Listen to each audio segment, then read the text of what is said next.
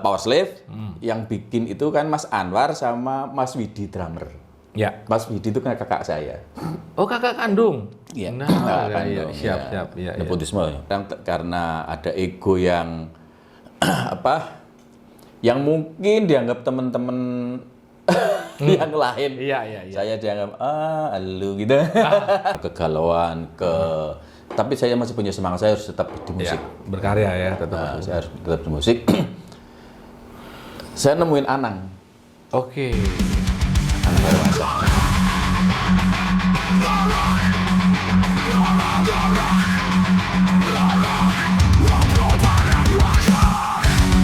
Halo Sobat Ngorok, ketemu lagi di podcast Ngorok. Ngobrol bareng rocker. Wah, kalau rock itu harus gitu, ya nggak? Emang saya rockers. Oh, itu bajunya rock gitu. Oh iya, bajunya kaos ya. Luar biasa. Oke, kali ini tim Ngorok berkesempatan hadir di ini disebutnya apa tadi, tempat semedi kalau kata Ruang Semedi. Ruang semedi. Ruang Semedi. Luar biasa. Beri applause dulu buat Om Wiwi Power Slave. Wah, penonton kita ada berapa? 1.500. Wah, luar biasa. Assalamualaikum Om. Waalaikumsalam Sehat, Om. warahmatullahi Waduh, wabarakatuh. Alhamdulillah sehat. Sebelumnya tim Ngorok ngucapin terima kasih dulu nih udah Sama-sama. diterima di kediamannya nih. Wah, ini apresiasi banget ini buat kita nih, luar biasa. Kemarin kayaknya habis konser kayaknya kemarin. Siapa? Ini. Hah? Yang ini. Ini. Oh, Power Slave. Oh, iya. Nonton situ? Saya nonton di rumah saya. Oh, live apa? Live langsung ya? Siaran langsung ya? Saya datang soalnya. Bisa aja makanya. Kacau ini. Nah, sebelum ngobrolin tentang musik, tentang dan lain-lainnya, pasti ngebahas tentang Power Slave juga kita nanti kan. Oke. Nah, saya mungkin mau nanya tentang awal-awal. Tapi ntar dulu, Oke, nanyanya jangan susah-susah. Oh, ya enggak. Biar saya nggak nge-pack gitu loh. Saya paling nanya tentang matematika gitu. Itu dia saya yang susah, itu udah lupa. Oke, siap. Oke. Saya nanya tentang awal-awal banget seorang Om Wiwi ini berkarir di musik itu seperti apa. Terus biasanya kan jadi tahun-tahun itu kan jadi musisi nih Om ya. Ya. Itu kan selalu bertentangan dengan keluarga biasanya kan. Iya. Kan? Dia kan zaman dulu kan konotasinya image-nya kan jadi musisi itu kan. Ya, kurang gimana ya? Mau jadi apa nih? Oh, mau jadi apa lu? Masa depannya gimana gitu ya? Nah, seperti apa Om? Dulu berangkatnya dari kota mana dulu deh? Dari kecil ya? Ya, siap. Tapi yang saya ingat aja ya. Oh, soalnya kan siap. Sekarang saya umurnya nggak usah ngomong umurnya, nggak susah. Iya, jangan. Jadi once upon a time. Wah. Ngeri bahasanya. Kayak film Jet Li. Wacau gitu. Oke, siap. Saya tuh terlahir di sebuah kota kecil di Banjarnegara. Kecil Banjarnegara. Saya tahu Banjarnegara. Mana itu coba? Saya taunya yang cendol itu kan. Dawet Ayu Ya, itu kan. Ya, es cendol. Benar, iya. Itu kota yang waktu itu saya kecil itu bisa dikatakan itu tidak ada apa-apa apalagi musik ya. Maksudnya kita mau belajar musik tapi nggak tahu. Kebetulan singkat cerita gitu. Singkat cerita saya punya tetangga konglomerat lah di sana gitu. Kalau kata zaman dulu tuan tanah. Iya. Itu ya benar-benar tuan tanah. Tuan tanah. Masterland. Masterland. Siap. Masterland. Ada lagi nih bahasanya. Banyak ya, Ruang Semedi, Masterland gitu. Kita hari ini menemukan banyak kosakata baru di sini. Siap. Ya, singkat cerita, karena tetangga saya itu sangat berada, akhirnya dari saya dilahirkan dari keluarga biasa-biasa saja. Kedua orang tua saya pegawai negeri, tapi alhamdulillah saya terima kasih sama almarhum bapak dan ibu yang sekarang juga masih ada. Masih ada, alhamdulillah. Masih ibu masih. Bapak, ibu, matur suwun dulu. Kebetulan saya bukan bagian dari yang lu mau jadi apa, bukan. Oh gitu. Cuman karena ketidakmampuan, akhirnya membuat saya tidak ada kesempatan untuk belajar musik yang lebih detail. Jadi belajar gitar, chordnya cuma 3 gitu. Sementara begitu menginjak SMP, saya nggak punya keyboard, bingung. Akhirnya karena tetangga saya yang punya, saya minjem di situ latihan gitu. Akhirnya begitu SMA, saya juga minjem dibawa ke rumah gitu, belum punya itu. Tapi karena rasa kepingin ini, niatnya udah ada. Menggebu itu ya. Jadi menggebu-gebu, jadi nggak ada gurunya lagi. Nggak ada gurunya. Terus belajar asal mencet-mencet aja gitu, gimana? Mencet-mencet ada, terus kita ya coba nyari literatur lah yang sangat terbatas. Misalkan ada teman yang pergi ke Jogja atau ke mana, ke Semarang gitu, saya minta dibawain dong. Oleh-olehnya pasti pengen buku literatur itu, partitur gitu. Oleh-oleh bukan yang lain-lain. Bukan buku itu, senang banget musik gitu. Iya, buku musik gitu. Bener. Belum bisa baca, diajarin dikit-dikit. Akhirnya mencoba untuk membaca itu, karena nggak ada yang ngajarin, nggak ada sekolah musik di Banjar, Mas Bro. Tapi sekarang udah ada. Ada belum sekarang? Saya, Mbak, itu perlu saya cek lagi tuh. Nah, itu udah lama ngebelang kampung kayaknya nih. Iya begitu. Siap. Singkat cerita, setelah masa-masa susah itu, sulit itu. Siap. Akhirnya saya di-hire, kalau sekarang tuh di-endorse ya. Di-endorse. Kalau zaman sekarang. Zaman dulu udah di-endorse, ngeri banget. Zaman SMA, jadi itu ada PT, namanya PT Katrako itu. Katak, Bikin band lah, saya main band di situ. Latihan digaji tuh, Bro. Latihan digaji lumayan tuh. Ngeri banget ini. Kalah reguler. Reguler. Siap. Reguler. Siap, gitu. Oke lah, saya kuliah di Jogja. Nah, di situ udah mulai ketemu dengan teman-teman yang komunitas musik, yang suka sama musik. Kebetulan saya juga kuliahnya. Kalau zaman sekarang namanya UNY, Universitas Negeri Yogyakarta. Keren ya? Keren. Mantap. Negeri tuh ya? Negeri. Hebat juga berarti dong. Negeri loh. Lulus saya. Kalau sekarang istilahnya apa itu? Yang tes masuk namanya? UMPTN zaman itu. Itu zaman dulu. Sekarang namanya apa? PPBD. Itu deh pokoknya. PPDB ya. Bukan mandiri loh, kita nggak ada mandiri. Itu deh. Ya, jalur-jalur itulah pokoknya. Nah, kita ujian itu dan masuk gitu. Wah, keren. Alhamdulillah masuk. Nah, jadi tetap maksudnya bermusiknya tetap jalan, tapi belajar juga tetap jalan. Alhamdulillah. Ini baru, guys. Perlu dicontoh ini. Om kita adik-adik ya, gue. Jangan ya, Dek ya. Jangan ya, Dek ya. Ya singkat cerita aja juga band saya bikin band juga sama temen saya, Opik. Opik. Allegro tuh. Allegro, Opik gitar. Ya siap. Opik Pacik. Iya Opik Pacik. Halo Opik. Pasti dia nih. Halo Wi, gitu di sana itu. Ntar nelpon pasti ini. Siap. Enggak siap. Itu bisa dikatakan band ya profesional sebelum ya. Semi. Udah semi profesional karena kita sering ada yang nanggep lah waktu itu kan. Wah, lu main di mana? Di Madiun, lu main di mana? Di Kediri lu. Udah dapat honor lah ya. Udah dapat itu. Udah. Dan uniknya saya dulu bingung. Jadi 6 lah. Senin, Selasa, Rabu, Kamis, Jumat, Sabtu. Itu tiap hari latihan bandnya beda-beda semua. Bukan main. Karena mungkin saat itu Om ya, era itu mungkin pemain keyboard tuh jarang ya. Atau seperti apa sih? Yang mau main keyboard tuh kayaknya jarang. Ya mungkin jarang juga, tapi ada. Tapi karena namanya bukan jarang ya. Mungkin banyak, tapi yang kalau orang yang kepedean gitu. Kepedean. Yang kepedean, gue pemain band loh gitu. Tapi harus itu modal loh. Modal pede dulu udah. Tapi memang bener sih, main band tuh harus pede tapi jangan terlalu pede. Iya, jangan over pede, bahaya juga betul. Nanti. Tapi harus pede. Benar. Kalau nggak pede, gemeter ntar tangan. Ini tadi lagu bisa hilang semua. Buyar. Siap. Oke. Allegro tadi sampai Allegro. Sampai Allegro dan berbagai macam band saya juga lupa namanya gitu. Dan ada yang lucu. Jadi dulu kan sering festival. Festival band. Ada kalau zaman di Jogja, saya di Jogja sendiri, di Boyolali, di Salatiga, di mana sampai Jawa Timur, kadang-kadang sampai Jawa Barat gitu. Dan Saya sering ikut, ya ininya beda-beda. Bandnya Beda-beda. kan main. Dan itu jadi kayak tadi, jadi kayak reguler gitu. Iya, kayak reguler. Karena minimal kita dapat juara 3 dong, Oke. dapat Bawa pulang, bawa doku dong ya. Iya, gitu. Jangan hampal kan. Jadi apa ya? Seenggaknya udah menunjukkan ke orang tua nih.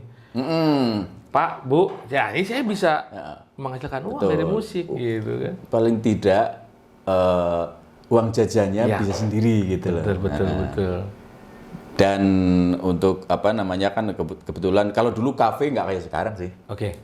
Adanya itu pub ya kalau zaman dulu. Oh iya, pap. Pub.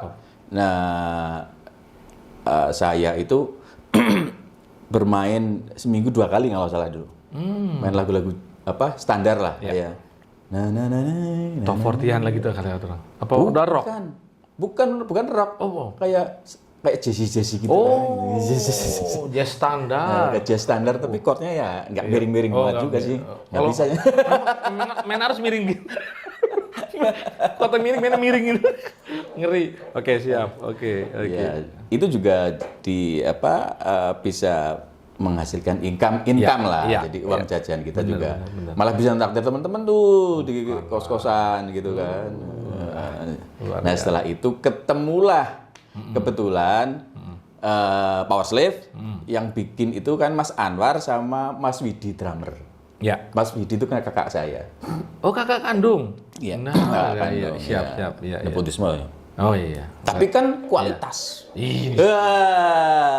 Maksudnya Nih. gitu. Jadi Oh. sejarahnya gini, ketika Power Slave main di Jogja, main di Jogja, lo saya jadi sound engineer malah, sound engineer. Oh. Belum masuk. Oke. Jadi sound engineer, dan tahu nggak, mainnya di Kaliurang, di Gunung, adem itu kan. Iya. Dan Power Slave jadi band penutup. Udah malam banget. Kadang nonton. Udah malam banget. Sore kan. Sore. Kan adem di sana. Oh iya. Oke. Tapi nggak apa-apa. Dari teman-teman band yang nonton, dari operator yang nonton, dari yang tadinya banyak terus jadi sekitar berapa mungkin 100-200 orang. Tapi dari situ mereka tahu bahwa Power Slave itu ada. Iya. Oke. Nah, dari situ saya bahasa ini dirayu lah. Dirayu. Oke. Sama kakak nih. Sama kakak, sama teman-teman. Iya, sama Gitu akhirnya masuklah Power Slave. Tapi saya punya masih galau nih.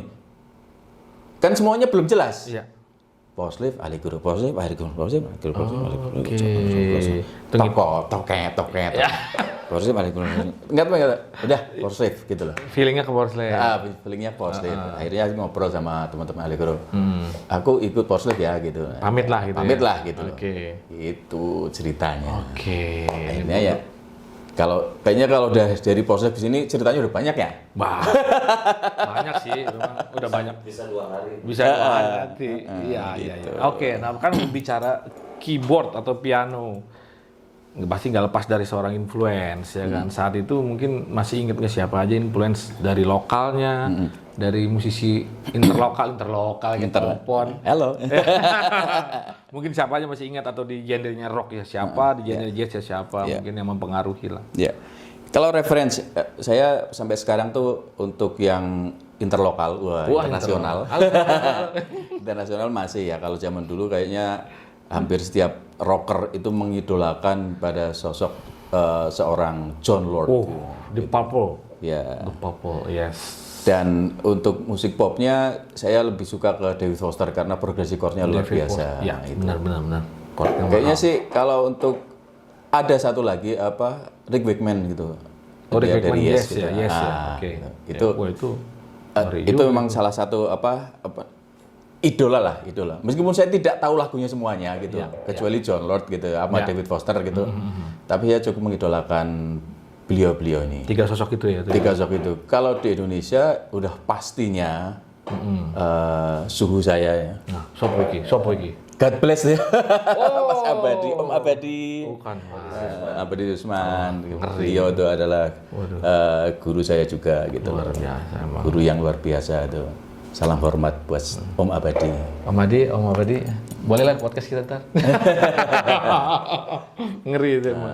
Jazz juga jago tuh Om Abadi ya. Oh, Jazz juga. apa namanya? Rock juga. Rock juga dan humble, sangat humble beliau. Ngobrol, sering ngobrol sama Om. Sering sharing juga. Sering kadang-kadang teleponan juga sama Om Abadi. Gitu. Bukan main, luar biasa. Nah, kalau bicara pengalaman panggung awal-awal nih, ini mungkin masih inget bayaran pertama manggung tuh dibayar nasi bungkus, banyak sih nasi bungkus atau thank you gitu kan. Nasi bungkus lah. Nasi Thank you bungkus? kagak ada kali. Nggak ada. Paling kan nasi bungkus lah, nasi kotak. Pasti, itu pasti. Kayaknya semua band ngerasain ya. Iya, sama ya.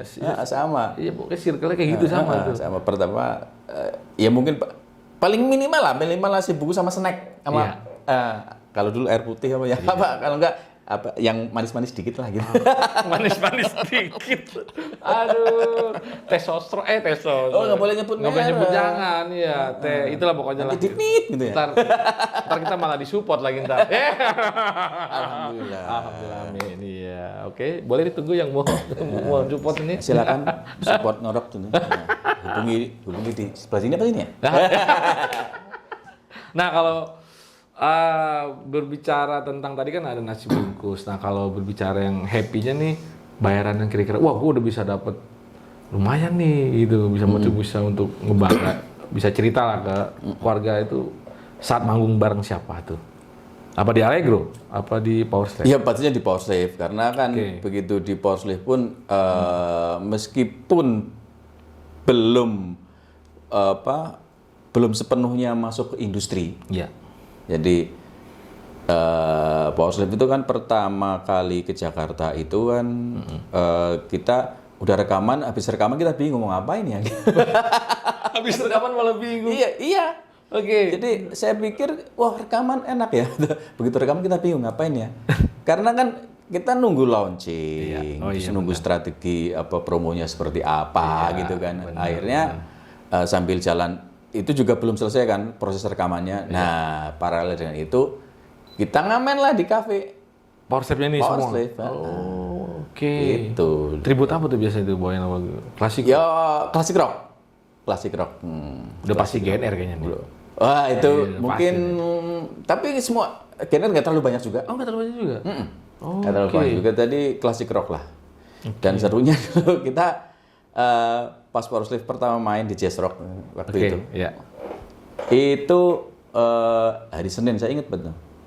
Audisi hari Senin. Lu lagunya banyak, aman lagunya. Wow, pede kan. Kembali lagi pede. Pede dulu aja udah hantem dulu Audisi aja. lah kita. Wah, masuk. Hari Selasa digabarin. Rabu malam main ya. Hits, main. Luas. Berapa lagu? 40 lagu. Berarti Lagu kita cuma 15, bingung. Ini kurangnya banyak amat ya, Dik. Coba lu hitung lagi. Hitung paling mentok-mentok 25. itu modal PD dulu yang penting. Kurang 15, udah enggak apa-apa deh. Ntar yang season kedua kita ulang-ulang lagi. Ulang-ulang lagi, bener. Saya juga pernah ngalamin tuh. Awal-awal ngamen gitu tuh. Diulang lagi lagu hits ya, kayak Bon Jovi always bisa 3 kali diulang tuh. Iya. Dari situ lah. Biasa tuh. Nah, setelah bla bla bla bla bla bla, ya kita ibaratnya masih mengantisipasi kehidupan sedang. Masih proses berjuang rupanya. Masih berjuang lah. Perjuangan. Nah, ketika merasa ini proses ternyata cukup menghasilkan gitu. Menghasilkan itu setelah flashback sedikit. Itu tadi pas di kontrak bayaran pertama. Gede banget ya gue. Itu anak-anak pada beli baju, beli ini anak kita kan orang kampung gitu, orang Semarang gitu kan. Iya, di luar Jakarta ya masih. Iya, kita masih agak kaget dikit ya. Kaget, dapat duit banyak gitu kan. Besar gitu. Seru juga. Tapi kalau masih mungkin masih inget secara detail proses Power Slave ini terbentuknya seperti apa nih gitu kan maksudnya saat. Tapi sebelum Om Wiwi udah gabung ke Power Slave udah ada Power Slave? Sudah ada Power Slave, Mas Anwar, Mas Hedi, Mas Widi, Bambang Randy sama Bambang Witoradi udah terbentuk mereka. Tapi belum ada keyboard mungkin atau udah ada? Belum ada. Emang belum ada keyboard. Mereka setahu saya membawain lagu-lagu Iron Maiden. Beda jauh dengan musik. Makanya namanya Power Slave kan.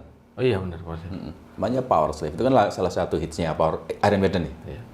Tapi kalau saya secara kebanyakan lagunya malah berbanding terbaik dengan Iron Maiden kan saya dengar lagunya kan. Ya kesini karena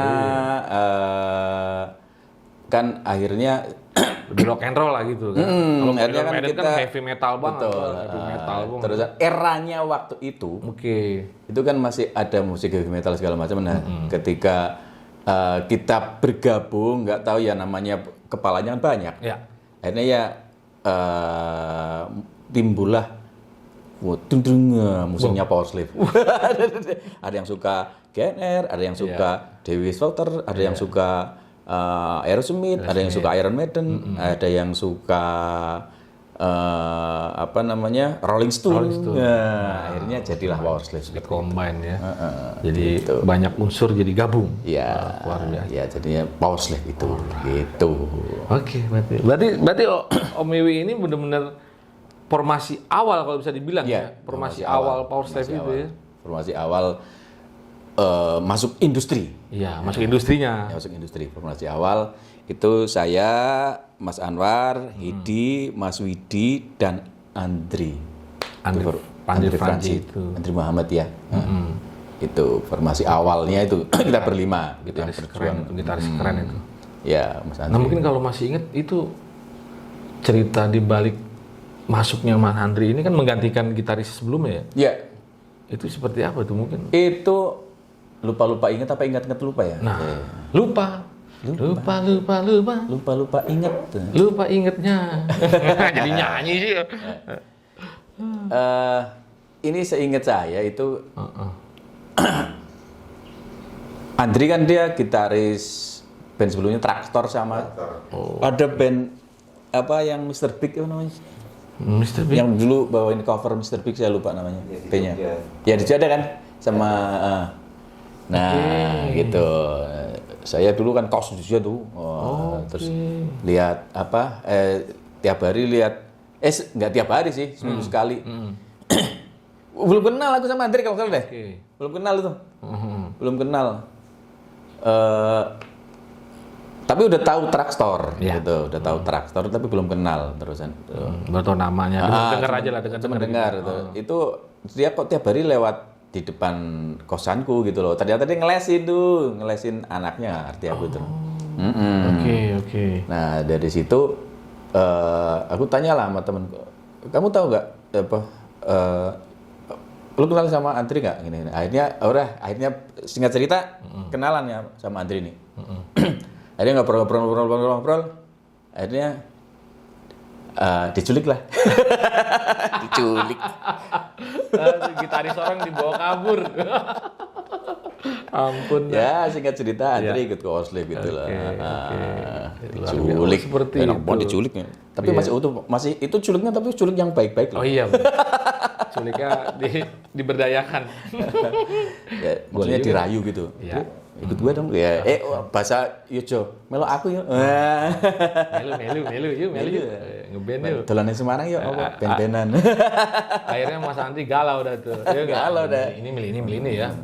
Yes. Kayaknya berangkat. Kayaknya enakan ini katanya. Nah, seperti itu. Jadi prosesnya diculik, Bro. Ya. Tapi kira emang dari awal ngeband bareng dengan Mas Andri. Jadi emang yang pertama bikin ya Mas Anwar sama Mas Widi sama Mas Hedi itu. Iya, nanti kalau untuk detailnya ketemu Mas Hedi ya, mungkin Mas Anwar sendiri yang bisa cerita. Nah, next kita berangkat nanti. Mas Anwar ya. Wah, sampai ketemu. Datengin kita nih ke pentolan ya kan. Berarti kalau Om Wiwi ini terlibat di berapa album di Power Slave?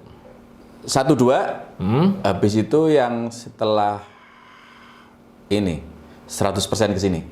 Terus remastering juga dari situ. Oke. Berarti sempat sempet lokot ya? Lokot. Oh, hiatus. Oke. Zaman hiatus, pakai zaman kekinian aja dah. Iya, oke, hiatus. Hiatus. Nah, Sempet hiatus. itu kayaknya Dan masa-masa itu ngapain aja mesti pertanyaannya. Gue tahu saya. Enggak Wah, saya nggak nanya itu, udah ketebak duluan.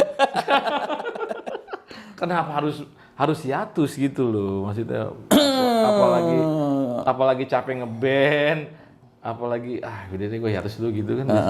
Soalnya kan waktu itu saya mau diangkat jadi menteri gitu. Oke. Menteri nih. Menteri Peranan Wanita. Menteri Pemberdayaan. Ada aja. Boleh. Siapa tahu nggak tahu jadi wali kotanya, bupatinya Banjarnegara aja nggak tahu. Bisa aja kan. Mau nyalon nggak kira-kira? Enggak. Oh, enggak. Tenang, kita udah punya masa nih. Monggo coba.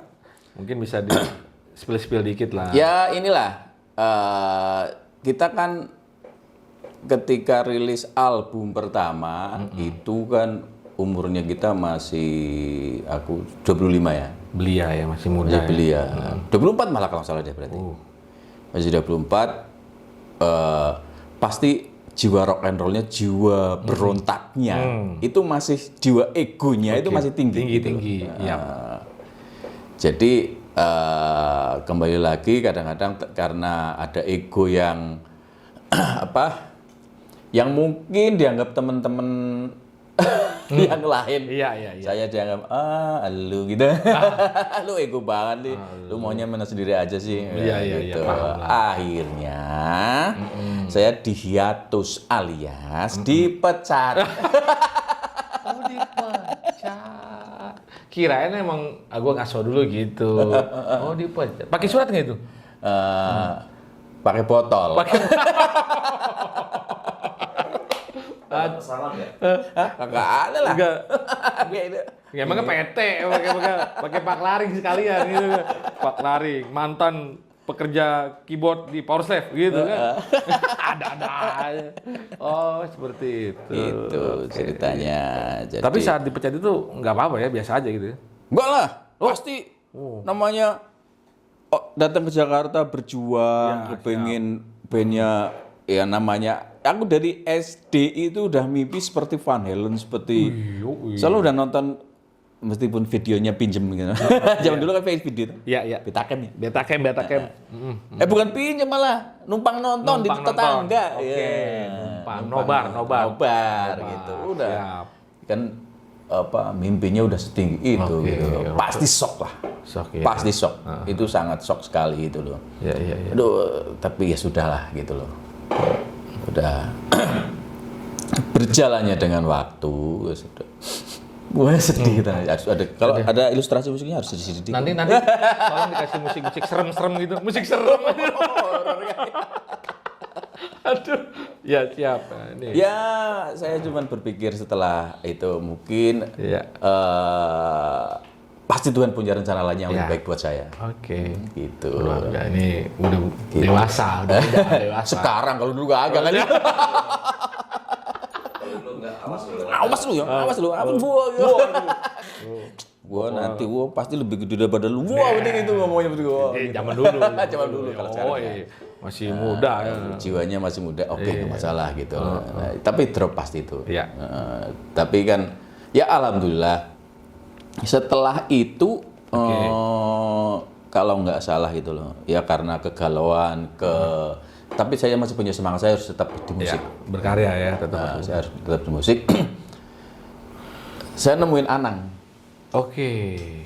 Anang Hermansyah. Kebetulan kan aku dulu tinggal di Bintaro, rumahnya nggak terlalu jauh ya, nggak terlalu jauh. Mainlah ke rumah Anang. Ya wes, kue dolarnya wae. Bahasane ngono. Oke. Translate di bawah. Nah, nanti boleh ada translator di sini. Oh iya. Kue dolanan kene wae. Nanti kamu sini ini aja ngebensin aja itu. Pas aja deh. Main sini aja, Wi. Oke, main dari situ. Aku lah main mining studio di Hijau ya. Hijau. Nah, dari situ aku aku kok saya tau ya, saya Agus Bedoy. Nah, Oke. gitu. Ikut Anang jadi arranger gitu. Terus bantu-bantuin dia aransemen, terusan bantuin yang duet Anang Kade, terusan bantuin konsernya Kade juga, Anang juga kayak gitu. Jadi session player gitu. Dan juga tetap aransemen di musika, di waktu udah ada Triple M, ada beberapa artis yang dikerjain seperti itu. Nah, di perjalanan itu kan ada dulu aku mengerjakan sebuah project. Namanya ada seorang penyanyi dari Tasik namanya Julia Teresia. Dia pengen bikin solo, bla bla bla, dikenalkanlah seorang teman saya. Ini pengen jadi penyanyi. Akhirnya coba meng-create, akhirnya jadilah sebuah album. Namanya judulnya albumnya kalau nggak salah Lon Kahe, itu bahasa Aceh gitu. Karena itu saya bikin unik tuh. Album albumnya. Tentang kecarut marutan bangsa Indonesia. Negara apa bangsa ya? Keadaan lah. Keadaan di tahun 98. Itu lagi kacau. Ya, makanya aku bikin lagu ada judulnya Lon Kahe gitu, bla bla bla bla bla bla. Singkat cerita, si produser ini kepengen yang bikin video klip Mas Garin Nugroho. Garu-garu kepala lagi saya kan gitu. Gimana ya caranya ketemu sama Mas Garin? Aku kan nggak kenal dan beliau kan seorang master sutradara di Indonesia. Gimana caranya nemuin gitu. Akhirnya saya dan teman saya namanya Bois kita carilah. Kantornya namanya Set. Di daerah dekat Majestic situ kantornya. Datanglah ke sana. Mau ketemu siapa? Bingung kita kan. Ketemu siapa ya? Mas Garin. Mas Garin tuh jadwalnya sibuk bla bla bla. Wah, susah. Waduh. Gini aja deh. Coba sama Astradanya. Namanya siapa?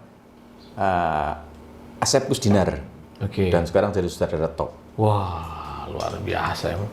Didikannya Mas Garin ya enggak? Karyanya Daun di Atas Bantal waktu itu. Oke, kita bikin. Nah, akhirnya kita bikin tuh video klip Lon Kahe. Dan itu sempat boom juga di video klipnya itu sempat ikut kayak festival film di Jerman kalau nggak salah. Nah, kita sempat dipanggil ke sana juga untuk film pendek, kategori film pendek. Nah, dengan kejeburnya itu Mas Garin mungkin lihat ini lagunya siapa gitu. Lagunya Wiwi. Akhirnya bisa ketemu sama Mas Garin. Alhamdulillah. Nah, dari situ saya mulai nih belajar tentang musik scoring. Berarti benar-benar belajar autodidak. Iya, nggak ngerti. Benar dari nol ya. Dari nol. Berarti ya benar-benar tangan dinginnya Mas Garin itu ya ngebantu banget ya. Iya, karena nggak ngerti ya dunia musik scoring itu seperti apa ini. Dan itu langsung diberi kepercayaan. Besok datang ya, terusan kamu ngerjain ini ya. Pernah ngerjain film belum Mas? Jujur lah saya belum pernah emang. Iya. Ini kan bilang apa adanya. Tapi itu lagunya bagus kok ini. Yaudah, besok ngerjain dokumenter tentang Borobudur. Waduh, gimana ya? Gimana caranya? Berat langsung. Proyeknya berat langsung nih. Proyeknya berat langsung. Gitu. Berangkat dari situ tuh. Luar biasa. Akhirnya saya kenal dengan sekarang jadi sutradara handal semua. Di antaranya tadi Asep Kusdinar, Hanung Bramantyo, Joko Anwar. Oke. Luar biasa. Terusan masih banyak lagi ya. Yang yang sekarang udah jadi saudara-saudara hebat gitu. Luar biasa emang. Akhirnya karena faktor emang keadaan tadi ya. Iya, akhirnya jadi under pressure. Under pressure ding. Makanya kalau pas kita under pressure itu jangan langsung mengeluh. Ini. Jangan mengeluh. Benar. Jadi harus apa? Harus Ngamuk. semangat. Oh, keren ngamuk. Siap. Harus berarti kita lagi ditegur. Kamu punya kemampuan yang lain Nah, yang kamu harus gali. betul. Ini ada. Gitu. Pokoknya ada hikmah di balik suatu buah Pasti kejadian. ada kok. Itu pasti. Sok bijaksana ya kita ya. Iya, kita emang sok-sokan- Rocker yang bijaksana. Pokoknya rocker mah apa adanya udah pokoknya. Bukan. Oke, nah terus kalau berbicara musik scoring yang masih melanjutin yang tadi, ini biasanya kendalanya apa sih Om? Yang maksudnya yang kadang wah stuck nih atau seperti apa nih gitu? Kendalanya itu adalah beda mindset antara saya sebagai musisi, terus ada sebagai sutradara, juga dari penulis. Dia punya mindset yang berbeda-beda. Sudut pandangnya udah pasti beda. Iya. Jadi kadang-kadang kalau mereka udah bikin gini, saya bikin ini, bukan jelek, Ya. tapi tidak pas menurut sudut pandang si pembuat cerita gitu. Jadi paham. kita harus menyatukan itu sebenarnya. Gitu. Duduk bareng lu berarti itu. Betul. Jadi bukan musik yang kita buat atau kita ciptakan itu jelek, itu bukan. Iya. Mm-mm. Penempatannya aja tuh mungkin ya. Bukan penempatan juga. Kalau penempatan kan kita udah pasti, misalkan oh ini ketegangan, ini intrik, ini suasana, ini kesedihan, ini kegembiraan. Itu kan itu secara secara kasat mata pun kita udah tahu gitu loh. I see. Cuman secara taste aja gitu loh. Sedih yang seperti apa ya? Oh. Gitu. Siapa? Sedih yang dalam atau sedih yang romantik, sedih gitu. Jadi ada berbagai macam seperti Bahasa itu. perfilman dengerin nih, filosofi dengerin nih. Aduh, kan main nih. Alright, seperti itu ya guys. Kendalanya mungkin. Gitu. Jadi harus menyatu. Apapun lah, di band kan juga gitu kan. Oh iya. Di band juga, apalagi band namanya bandnya ada 5 orang. Pasti 5 itu. Yang berpikir yang ini mau ke sono, mau ke sini, akhirnya jadilah ini gitu. Itu. Ini mau ke sini, mau ke sono. Jadi harus ada peran leader tuh. Ya harus ada apa namanya yang menentukan bahwa ini mau di jalan ini mau diarahin ke sini nih gitu loh. Iya. Dan kita harus percaya sama yang berkompeten di bidang itu gitu loh. Oke, luar biasa. Alright. Seru juga obrolannya. Lanjut lagi ke Power Slam. Ya oke. Ini belum kelar kayaknya nih. Nah, akhirnya comeback lagi tuh di tahun berapa tuh? Aku tempatnya juga lupa ya sih. Ntar dulu, tak inget-inget. Gak apa-apa santai gitu. Masih banyak waktu. 2000 kalau nggak salah itu 2010 apa ya? Oke. Saya lupa 2008 2000 antara segitu deh. Oke. Pokoknya waktu itu tuh diajak enggak, saya ingat lagi, ada waktu itu, inget nggak ada BlackBerry itu? BlackBerry, BBM. BBM. Oke. Ada grup BBM. Oh, grup BBM, ya. Ada grup BBM Slavers kalau nggak salah. Slavers. Oh. Sebutannya fans Power Slam itu Slavers. Ya, alright. Nah, di-invite lah saya. Ini apaan sih gitu loh, nggak ngerti ya gitu kan. Oke. Saya ngobrol. Wah, mulai itu dirayu, masih balik lagi ke Power Slave lah, bla bla bla bla gini. Ya, akhirnya suatu hari diajak ngobrol lah sama Heidi gitu loh. Ayo kita ngobrol lah. Waktu itu kan udah dipegang Mas Indra sebagai manajer. Mas Indra Budi. Mas Indra Budi. Ya udahlah, akhirnya ya udah kapan-kapan kita ngobrol sama bertiga sama Mas Anwar juga, berempat sama Mas Anwar. Jadi kita ngobrol sambil kita kan sudah sama-sama dewasa, sudah nggak kayak dulu lagi yang meledak-ledak gitu.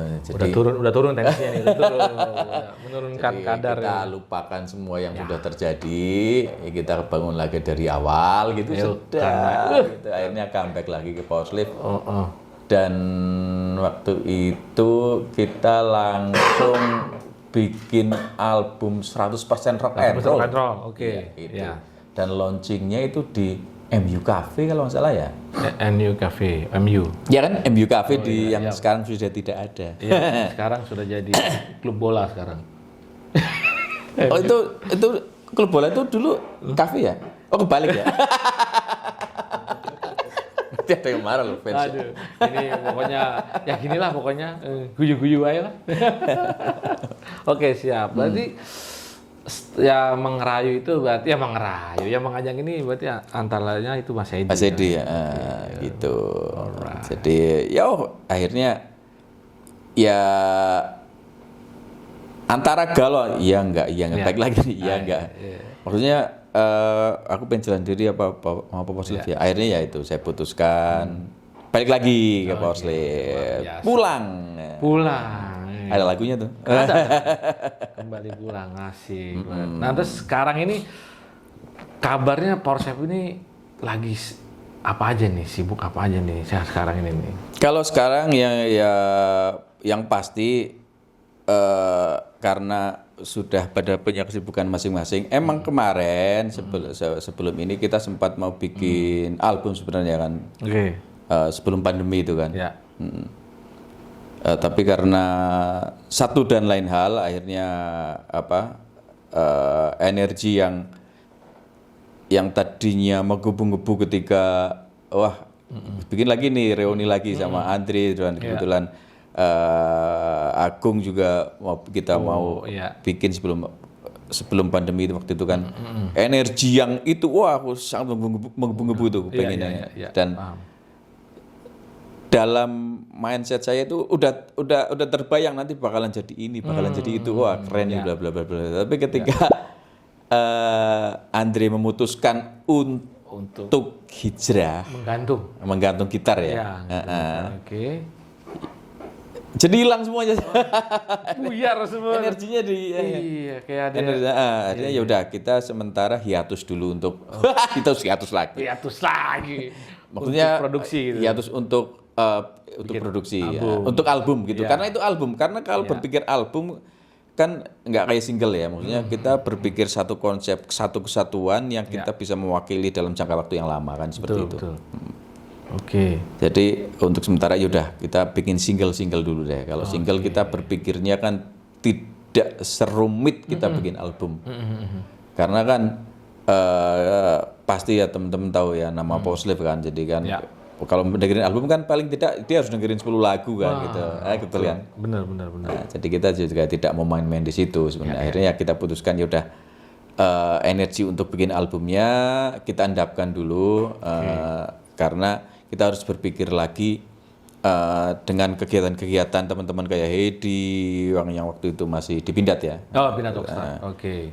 Terusan Mas Anwar juga punya kesibukan yang lain, saya juga punya kesibukan di dunia yang berbeda juga. Akhirnya ya kita memutuskan yaudah kita tetap berjalan, kita tetap mencoba nanti mengendapkan siapa atau kita ada energi dan juga ada ide-ide yang begitu lewat dan kita bisa menangkapnya gitu loh. Untuk bisa membuat karya yang keren ke depannya. Kita tunggu semua nih pokoknya luar. Bismillah mudah-mudahan amin. Nah, untuk sekarang ini formasi Power Slave ini siapa aja nih? Ya kalau formasi mainnya itu saya, Mas Anwar sama Hedi sebenarnya. Oke. Jadi tinggal tiga sebenarnya kita yang benar-benar ini ya kita terima kasih buat Ambang, Robi sama Anton ya. Sahabat-sahabat kita, tim kita dalam untuk offer yang sangat keren yang bisa menyatu di dalam Power Slave itu luar biasa. Power Slave itu di gitu. Rock Legend bukan? Iya. Luar biasa. Karena menyatukan berbagai macam visi dalam satu kesatuan pertunjukan di panggung itu juga tidak gampang gitu. Gitu. Ya karena chemistry juga kan susah nyari chemistry itu kadang kan. Ya itu dia. Chemistry itu susah gampang. Tidak muncul dengan dengan instan. Iya, benar. Prosesnya agak panjang. Sejago apapun juga nggak bisa gitu kan. Benar. Iya. Nah sekarang kan kayak di Power Slave ini kan ada yang namanya slavers ya kan kalau di Bumerang lah misalnya. Boomers gitu ya. Boomers ya kan. Nah itu menurut Om Wiwi ini apa sih hubungannya maksudnya dengan band, dengan fansnya itu harusnya seperti apa sih gitu loh? Sinerginya harus. Ya harusnya namanya band itu sebenarnya sangat membutuhkan fans. Ya, oke. Karena band itu dia menciptakan lagu, dia membuat single, membuat album, itu pasti yang mendengarkan kan pasti fansnya kan. Fansnya dulu pasti. Fansnya ya. Apalagi kalau garis keras fansnya. Nah, militan. Milik. Pokoknya kalau ada yang gak enak dikit ngomel langsung. Itu netizen kali ya? Netizen. Netizen emang begitu, beraninya dimentik doang. Yang ketemu, bang apa kabar gitu kan. Dulu kenceng di sini, tajam sini. Monggo silakan. Sampai mana tadi ya? Lupa. Tadi sampai mana ya? Oh dari HP itu. Slavers ya? Slavers, oke. Jadi hubungan antara fans dan band itu kalau menurut aku adalah dua apa namanya ya yang saling membutuhkan. Saling membutuhkan. Ada simbiosis mutualisme di situ. Ya, simbiosis. Karena tanpa band fans juga nggak ada. Iya. Iya kan? Lu mau ngefans siapa? Gua ngefans sama apa coba? Iya benar. Kan harus ada bandnya dulu kan, ataupun artisnya dulu, baru ada fansnya. Dan band juga tidak bisa besar tanpa ada fans, makanya harus ada saling. Tapi di sini ya juga fansnya itu harus benar-benar menyatu. Benar-benar menyatu untuk membangun dasar-dasar yang kuat agar si band ini menjadi besar. Gitu. Gitu. Jadi jangan terpecah-pecah juga gitu loh. Oh iya. Dan harus ada apa namanya? Harus ada komunikasi yang baik dengan pihak. Kalau di sini secara struktural itu dengan manajemen lah paling tidak. Jadi tidak ada kesalahpahaman, terutama biasanya itu kan di apa namanya? Kalau untuk saat sekarang kalau kita jujur ya kalau untuk industri kan mau nggak mau kita hanya bisa sell atau jualan itu di digital kan kalau untuk lagunya kan, kan? Lah untuk hardware-nya mau nggak mau merchandise atau apapun yang berbentuk fisik ya barang fisik itu harus berkaitan erat dengan manajemen atau dengan bandnya. Nah di sini dibutuhkanlah fans ini yang menyatu agar membesarkan fans ini semakin banyak. Jadi tidak di dalam kelompok umur yang ini saja. Jadi kalau bisa misalkan ini band legend angkatan 90-an gitu loh.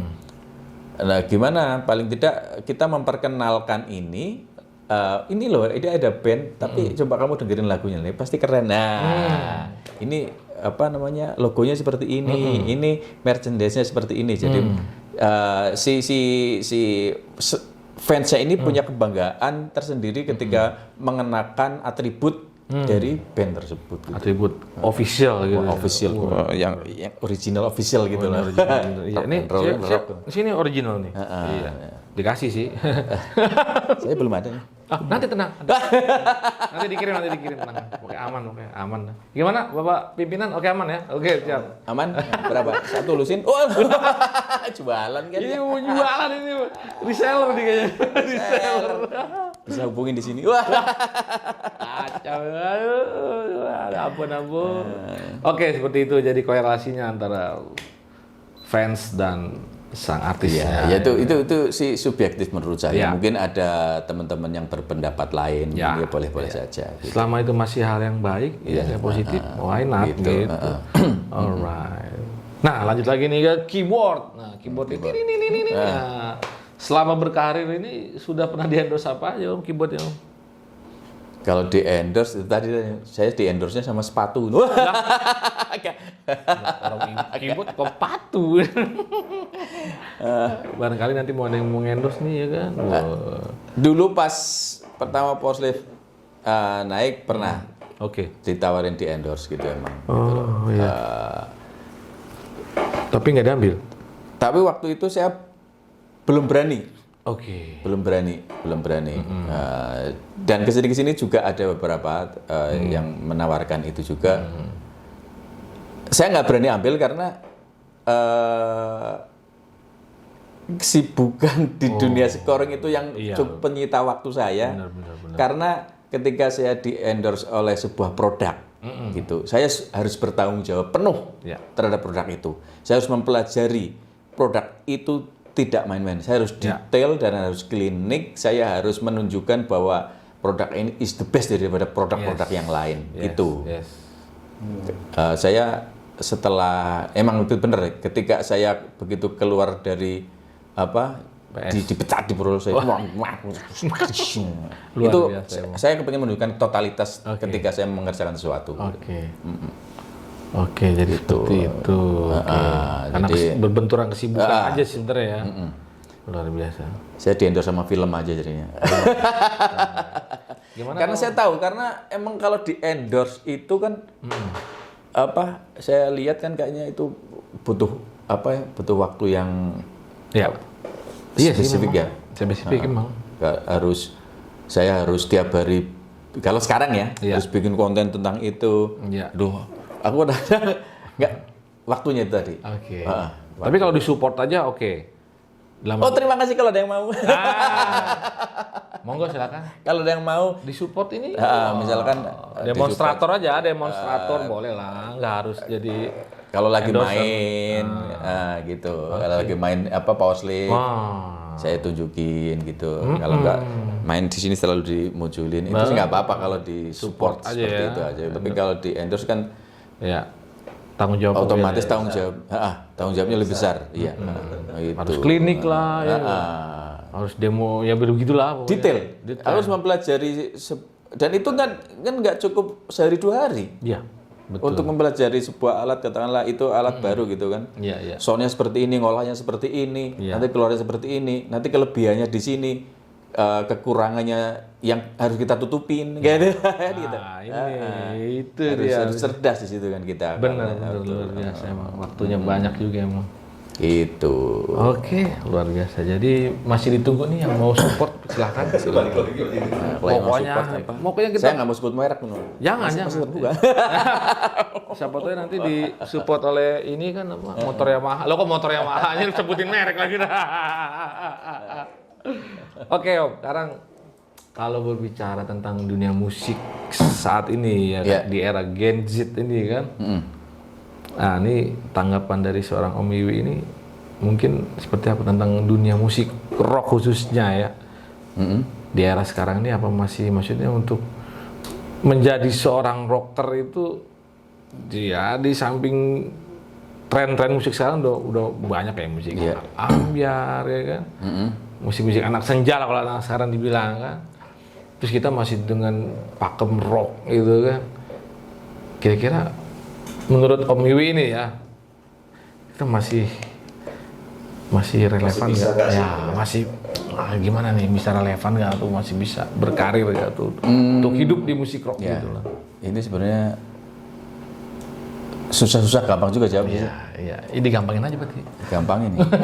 Tapi kalau ngomong tentang musik rock itu ya, musik rock itu tidak bisa ataupun sulit untuk berkembang di era Gen Z sekarang ya. Gitu. Saya kira itu sih kayaknya tidak juga ya. Enggak juga, Enggak juga. Karena saya lihat teman-teman ya mungkin dia tidak rock murni. Gitu. Ya kalau di sana tuh masih ada kan event-event yang sangat besar yang benar-benar rock kayak apa itu? Saya lupa namanya. Di mana? Di luar negeri? Iya. Oh, ada Wacken terus yang di Jerman apa itu, mereka kan masih seperti itu kan. Iya, Hellfest ada. Ya, seperti itu. Dan di sini kan juga masih ada kan? Masih. Event-event seperti itu. Tapi lebih banyak ke metal sih, Om. Itu bukan rock ya? Iya, maksudnya lebih basic rock. Basicnya itu kan tetap ada. Iya. Kalau ataupun itu kita sudah diwakili oleh teman-teman dari kebetulan Agung di Dewa 19 ya. Oke. Dan teman-teman Padi, gimana pun juga mereka kan juga rocknya masih ada. Nggak bisa hilang. Dan mereka bisa nembus ke musik-musik gitu ya.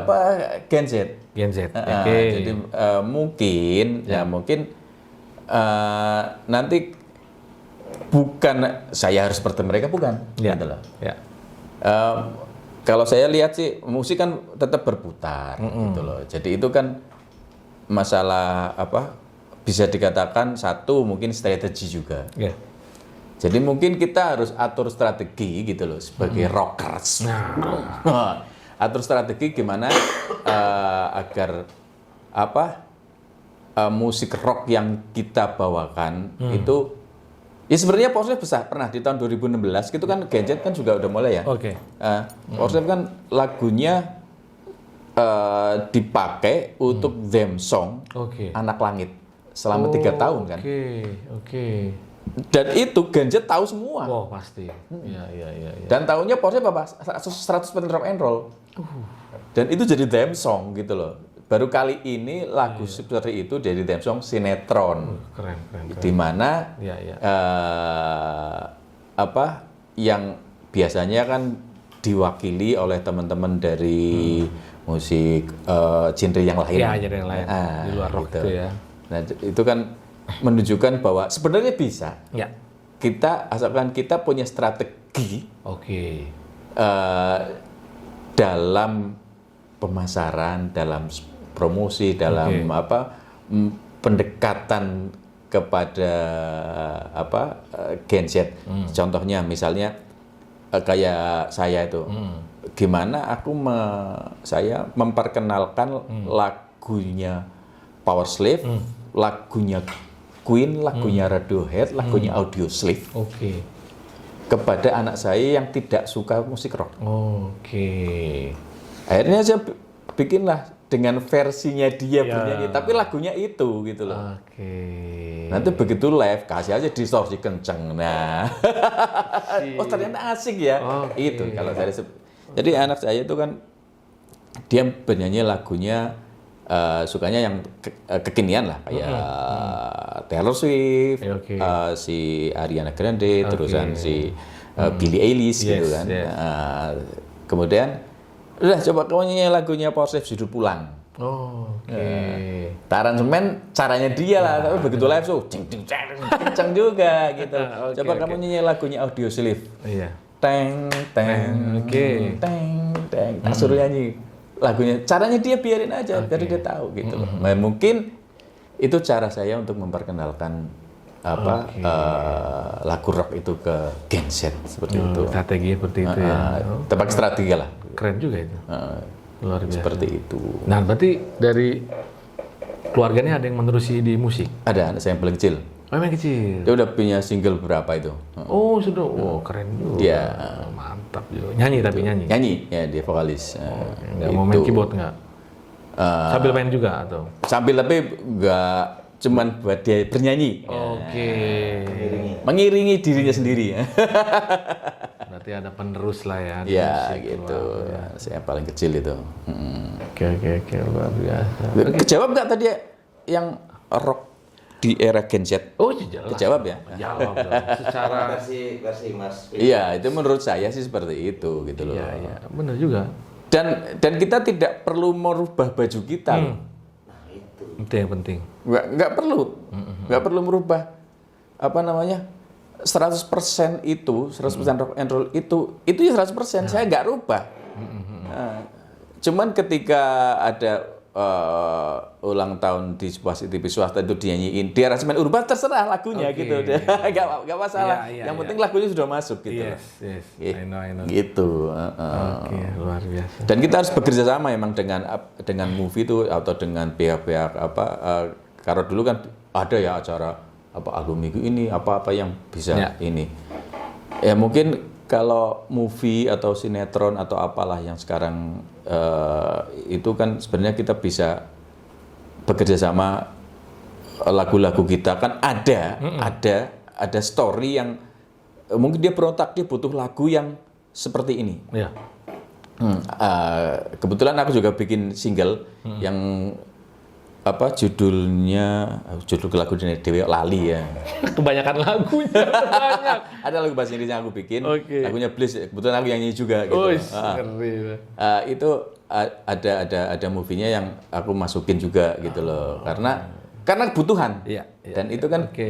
bisa sebenarnya ketika orang mendengar, oh ya kayak kalau kita dengerin Guardian Galaxy itu nggak? Guardian ya film. Film itu kan Oke. itu lagu-lagu tahun 70, 80. Iya, itu kan nggak ngerubah baju. Iya, Tapi dengan kita memasukkan lagunya kita Iya. ke karakter si orang ini, bukan berarti gitu loh. Tapi lagunya dia ingat nanti si generasi Iya. Z ini Iya. dia akan mendengarkan sesuatu yang baru. Sesuatu yang baru. Oh ini lagu baru, tapi ketika kita nyanyikin lagi yang original. Oh ini baru lagi nih. Padahal itu lama. Padahal itu aslinya gitu. Padahal itu aslinya. Itu originalnya. Gitu, originalnya. Oh, ya, paham. Gitu. Oke. Kalau menurut aku sih intinya sebenarnya strategi. Yes. Kita harus berpikir strategi, kita jangan menyerah. Itu aja. Kita harus atur strategi gimana caranya musik rock ini tetap berkumandang, tetap bergema gitu. Yes. Bergema terus. Harus itu. Contohnya seperti kemarin yang di event itu kan luar biasa itu, anak-anak muda semua itu. Ada banyak anak muda. Penyelenggaranya kaget sih begitu, anak-anak muda semua. Iya. Luar biasa itu. Keren itu. Itu sempat rame juga kemarin Om tuh. Di medsos. Ya. Wah, iya. Itu sempat ramenya jelek. Hah? Ramenya kurang bagus. Gitu. Oh. Karena apa? Jadi banyak yang berkomentar rock legend tapi kok isinya apa band-bandnya bukan legend gitu kan. Loh, justru kan itu bagus kita ada kolaborasi dengan generasi sekarang ya. Iya enggak? Ngerti enggak maksudnya? Line up-nya band saat itu dibilangnya belum masuk kategori legend gitu. Kan banyak band-band yang newcomer kan. Iya. Loh, justru kan itu sebenarnya bagus ya enggak? Itu yang berkolaborasi dong. Ini masa harus yang tua terus, yang mudanya nggak dikasih space kan gimana? Nggak dikasih panggung ya, gitu. Iya, nonton kagak lu ribet sendiri gitu. Dasar netizen. Kan sudah. Iya kan. Beli tiket juga enggak. Payah dasar. Kalau dia beli 100 tiket itu ya. Bisa lu ngomong kayak gitu ya. Emang gitu netizen sih. Biasa lah itu. Tapi biasa kalau hidup ada pro dan kontra. Yes, Sudah biasa. Iya. Tapi kalau ya kita nyambungin yang kemarin acara itu, tanggapan Om Wiwi gimana tuh? Kalau saya sangat appreciate sekali Bisa dengan ngumpul lagi penyelenggara. Satu, saya sangat senang sekali saya bisa bereuni dengan teman-teman, Iya. dengan senior-senior juga gitu loh.